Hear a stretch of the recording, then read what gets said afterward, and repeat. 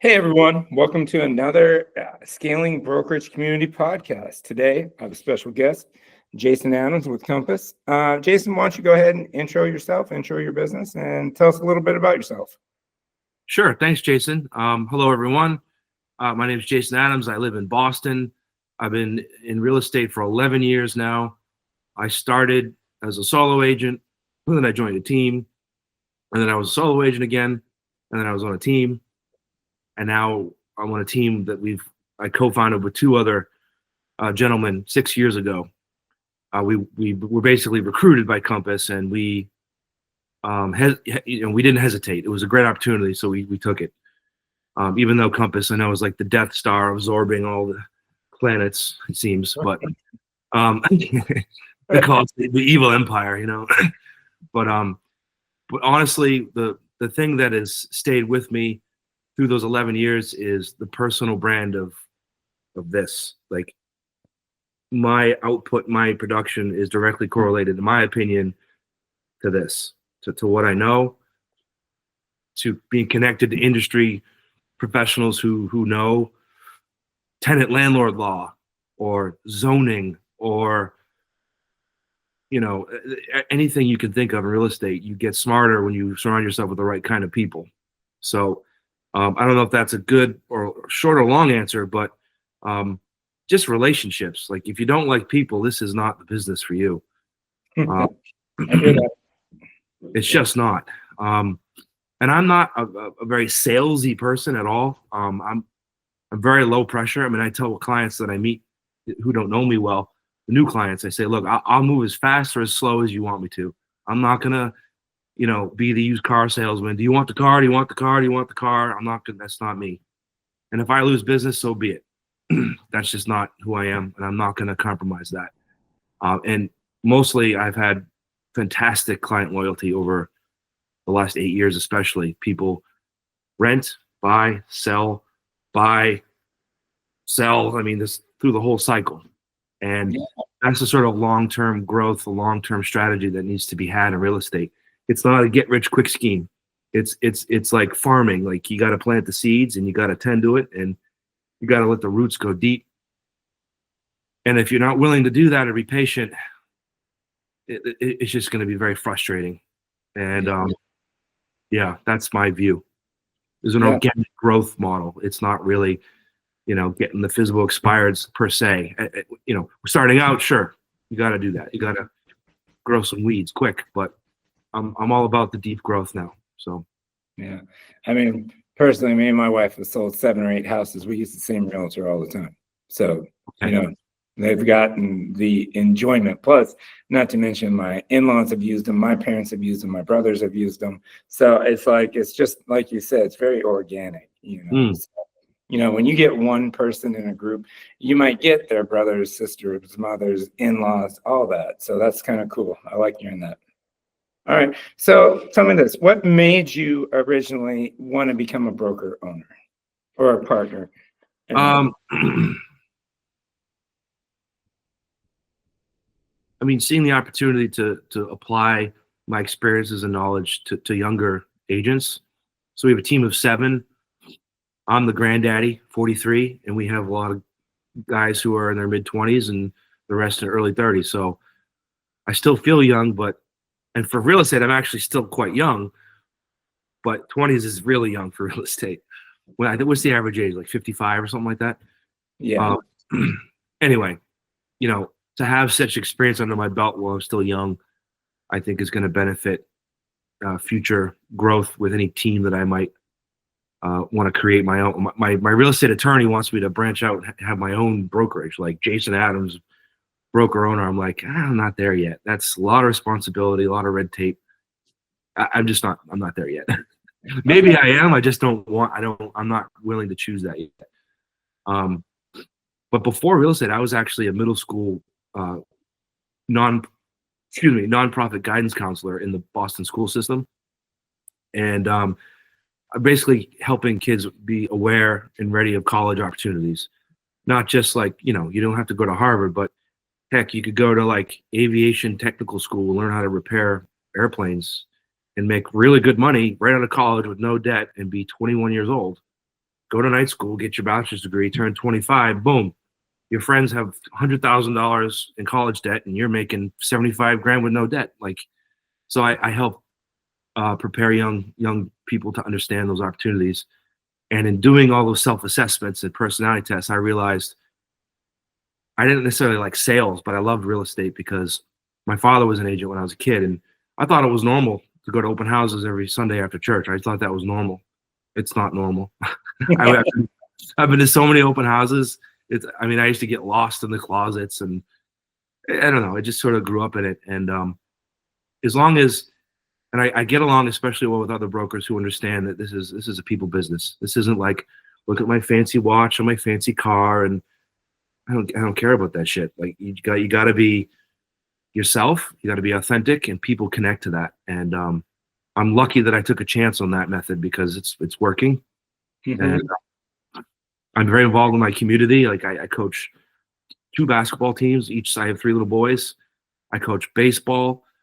I'm involved in volunteer organizations. So I have like all these different silos of networks that are organically just there. Mm-hmm. And I don't talk about real estate like some annoying guru.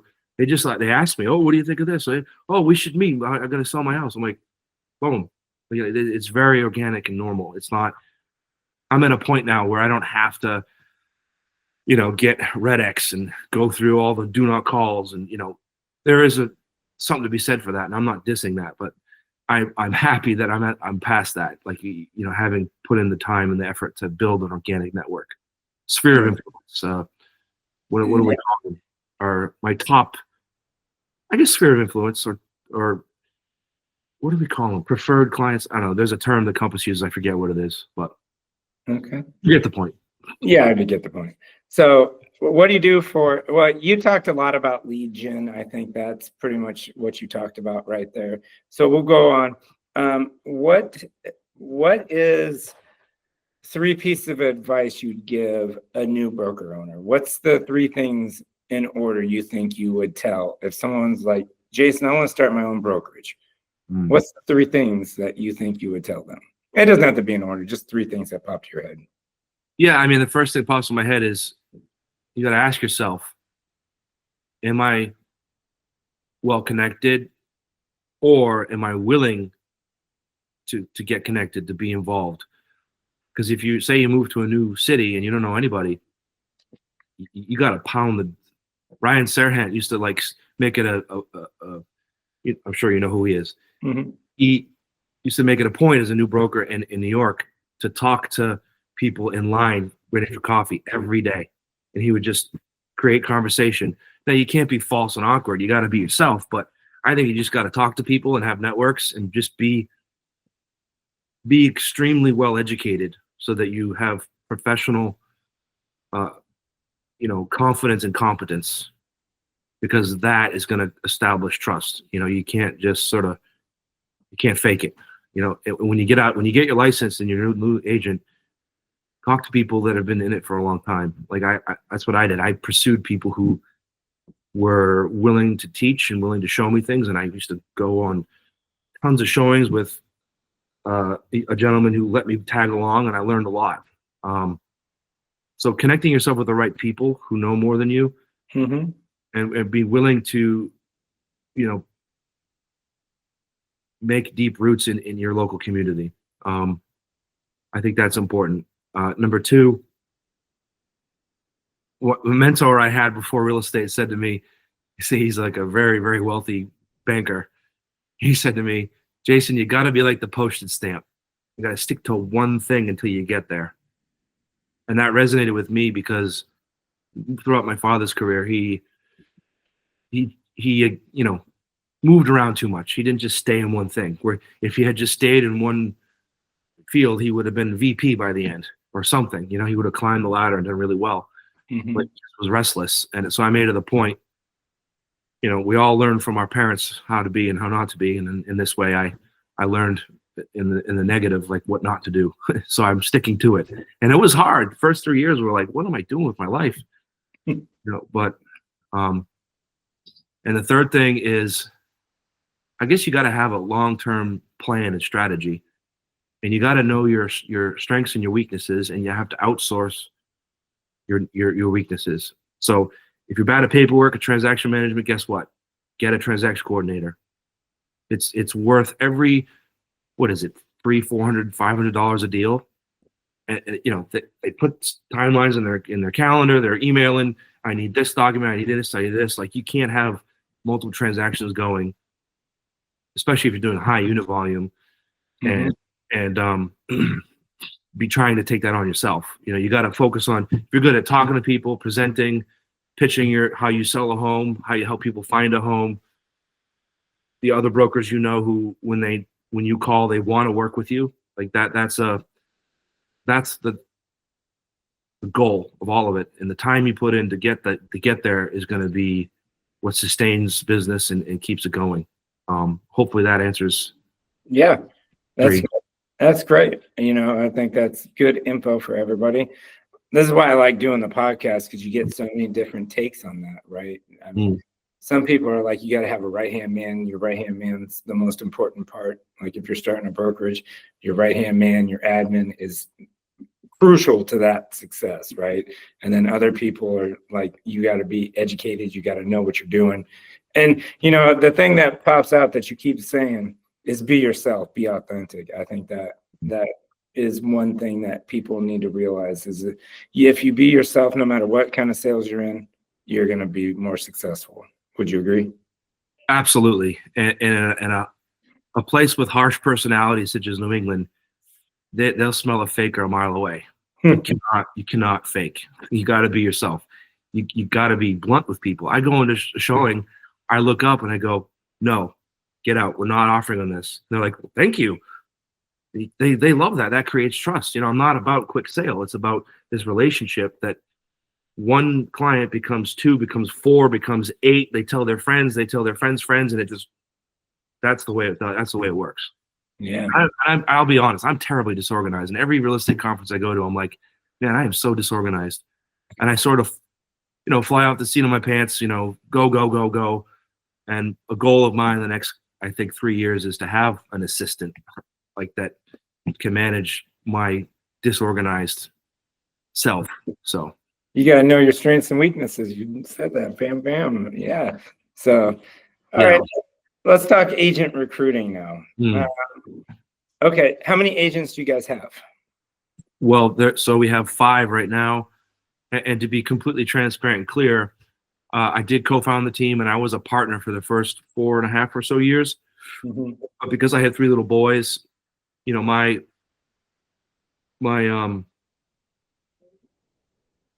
sales numbers, my gross commission, whatever, isn't as high as it was supposed to be in our contract. So I said, look, guys, I'm going to take like a back seat. Still co-founder, still senior associate, whatever. But I'm not a managing partner broker at this moment. But that was a choice I made to focus on my children. And now they're 9, 6, and almost 4 in school full time. In 2025, I'm going to blast off like a rocket. So I can have so much more time to focus on my business and take on a lot more than I used to. So, but agent recruiting, I think it's really personality based, in my opinion. Like, if someone's not self-motivated, self-driven, and just really, really patient with the process, it's not going to work. People who go in with a mindset of, oh, I'm just going to be on my phone like this and text people and not talk to people and be shy and awkward and expect things to happen overnight.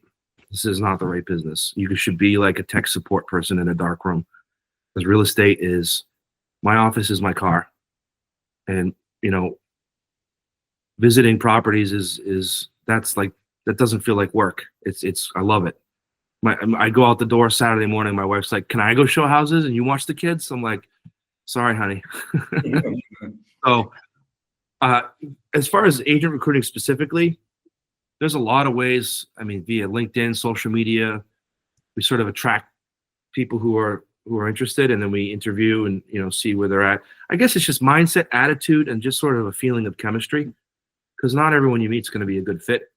But really, you want people who are really positive, have a positive outlook. You can't have an ER realtor. You can't have someone who's a downer. You need someone who's willing to be a team player and is teachable, willing to learn. Like I said, I'm also a sports coach for youth basketball and baseball, and the kids who are willing to learn, even if they're not talented, they progress tremendously because of their self-driven, positive attitude. So we need agents who are self-driven with a positive attitude, willing to learn, always learning.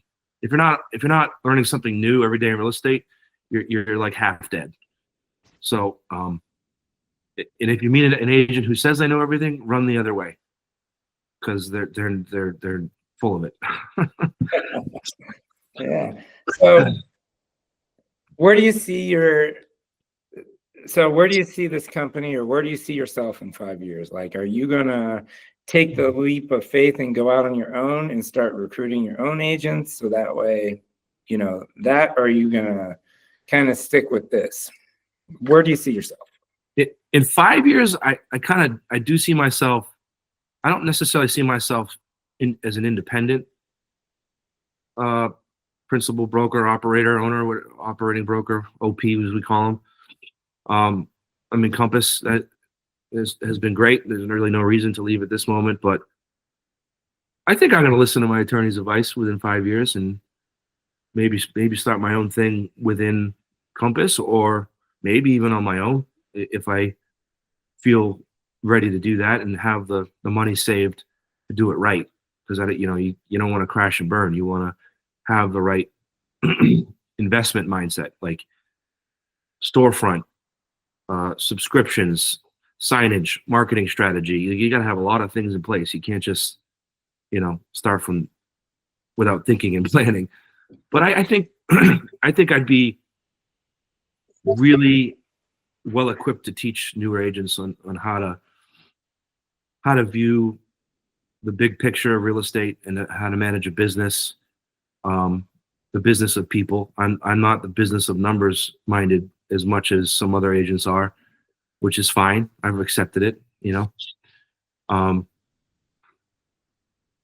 not terribly impressed with agents who do, 50 million a year and they're completely bleeps. Like, you just don't want to be near them. It's like, good for you, go live your life. But this is about more to me than just making money. It's about actually helping people and serving people, and people trust you with very, very big decisions. So if you don't feel the weight of that, I don't think someone should be a broker.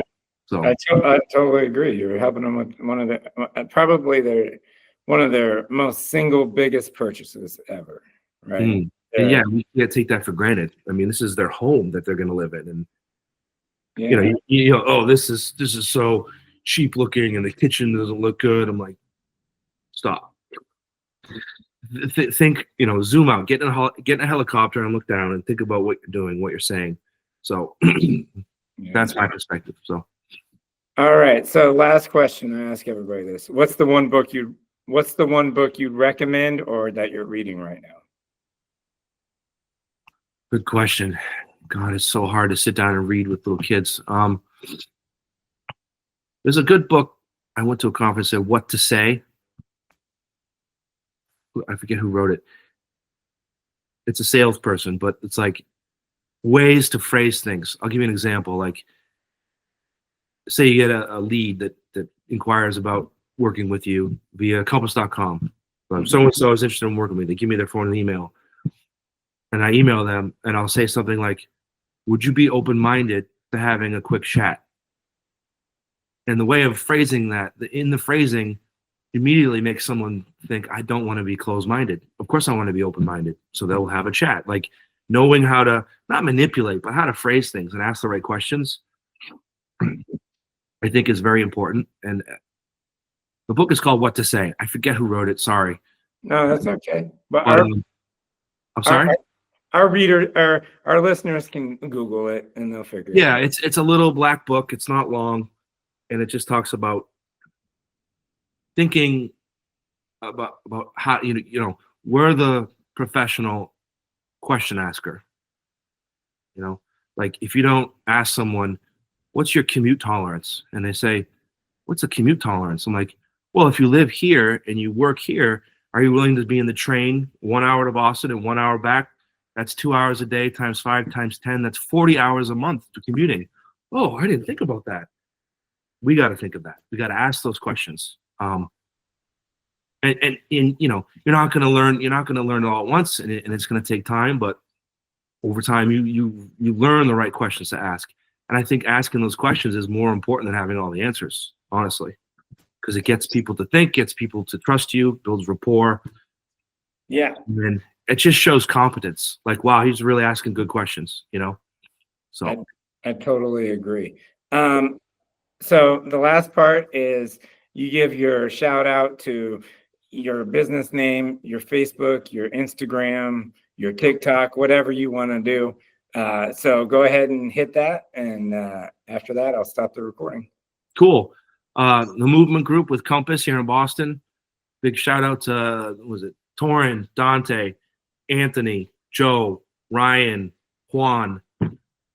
They're great teammates, and Torin and Dante are the leaders right now, and they're doing a great job. They really add value. My Instagram is my digital resume, basically. It's jason.davis.adams. That's it.